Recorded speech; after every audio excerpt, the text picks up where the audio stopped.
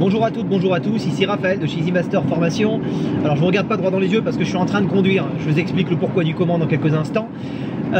Une première série, hein, je voulais faire une vidéo concernant le fait d'acheter son matériel en Chine, mais il va y en avoir plusieurs parce que je me rends compte que le sujet est très vaste, il va falloir parler de beaucoup de choses, il y a beaucoup de trucs, donc ça va être une série de plusieurs vidéos.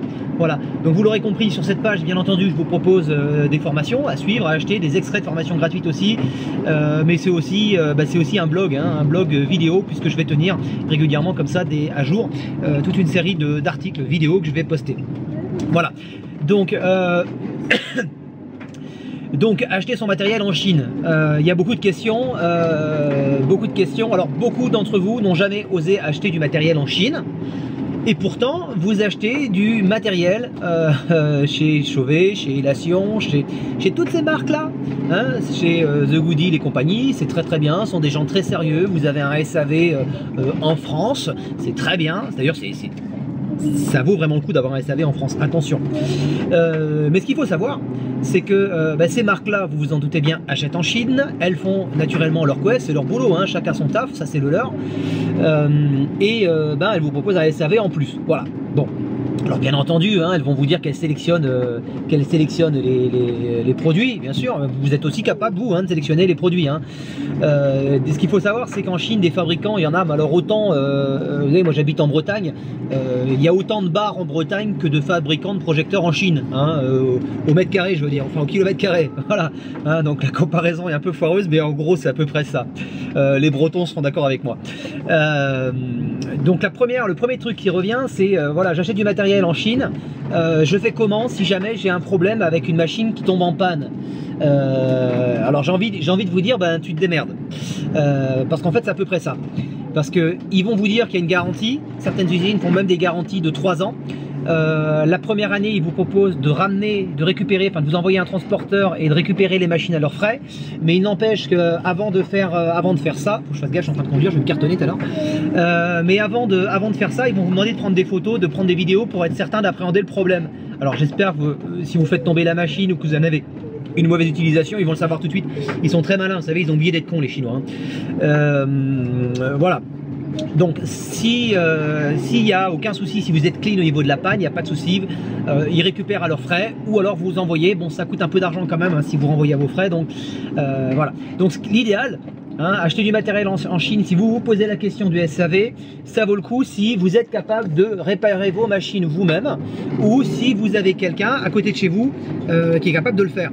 Alors moi je fais une partie de la maintenance moi-même, j'ai une formation électronique, informatique générale de base, hein. J'ai la logique de dépannage, et quand je sais pas, quand ça dépasse mes compétences, ben j'ai un collègue qui répare pour moi. Voilà. Alors ce qui est quand même bien avec les Chinois, c'est que si vous avez besoin d'une pièce détachée, pas de problème, hein, ils sont là, ils répondent présents, et ils sont vraiment pas chiants là-dessus, ça m'est arrivé plusieurs fois, vous pouvez compter sur eux, d'autant plus que les pièces sont standards. Hein, vous avez pu voir déjà que lorsque vous achetez une bécane, vous avez 10 de vos collègues qui ont la même bécane, qui n'a pas forcément tout à fait les mêmes gobos, ou qui n'a pas forcément la même patate, qui n'a pas forcément la même vitesse, mais c'est le même design. Tout simplement parce que vous avez des usines, vous avez certaines usines qui vont fabriquer les coques en plastique, vous en avez d'autres qui vont fabriquer uniquement les moteurs, vous en avez d'autres, etc., qui vont fabriquer les cartes mères, les roues de gobo, et chacune de ces usines-là fabrique une partie. Et vous en avez seulement certaines, il n'y en a que certaines qui font l'assemblage, et donc ce sont un petit peu c'est pas des grosses usines, c'est un peu des artisans, c'est comme des commerçants, c'est de l'artisanat, hein. Ils les fabriquent artisanalement. Ça veut dire que vous pouvez avoir les mêmes composants entre les mains de 50 usines, et vous allez avoir, parmi ces 50 usines, vous allez en avoir 2 avec des gens qui font de l'assemblage de qualité. C'est un petit peu comme dans les années 90, 2000, on va dire 2000 par là, 95, 2000, il y avait des assembleurs de PC qui assemblaient des ordinateurs partout, mais il y en avait à chier partout.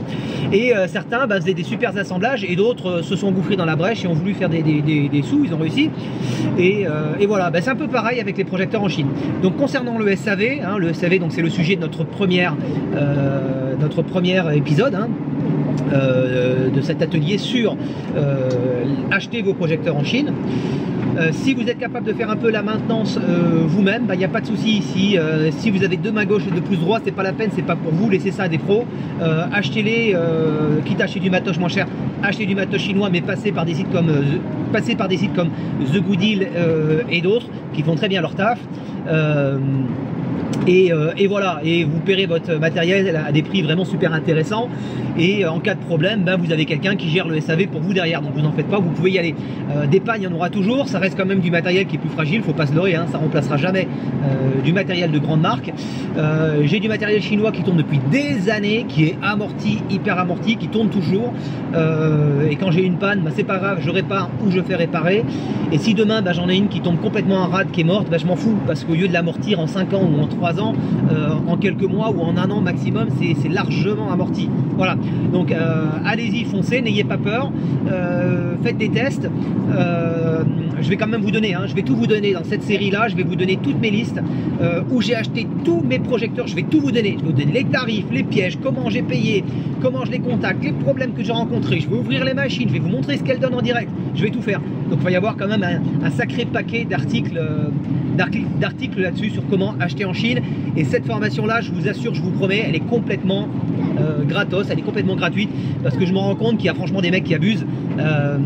Ceux qui n'ont pas les couilles d'acheter en Chine ou qui ne connaissent pas grand chose, etc., vont passer par des potes à eux qui vont leur prendre une com, tout ça. Bon, je suis d'accord, mais il y a des professionnels pour ça, chacun son taf. Je sais que la vie est dure, mais il faut arrêter de cracher sur les copains. Voilà, vous avez des copains qui ont des magasins, qui ont des boutiques, qui ont des sites, qui vendent du matos, et vous allez aller prendre une com sur du matos que vous allez acheter pour votre pote à côté, alors que vous en avez un autre qui tient une boutique. Voilà, c'est pas du boulot, c'est pas comme ça qu'on bosse. Ou alors faut pas vous étonner à un moment donné que ça vous tombe sur le coin de la gueule. Donc voilà, chacun son boulot, chacun son taf, chacun son truc. Si vous n'osez pas acheter en Chine, suivez bien ces épisodes, je vais vous montrer, je vais vous expliquer, je vais pas vous mentir, je vais tout vous montrer, je vais tout vous expliquer, et voilà. Donc c'est la fin de ce premier épisode. C'était Raphaël de chez Easy Master Formation. À très bientôt, salut, ciao. Voilà, c'est fini.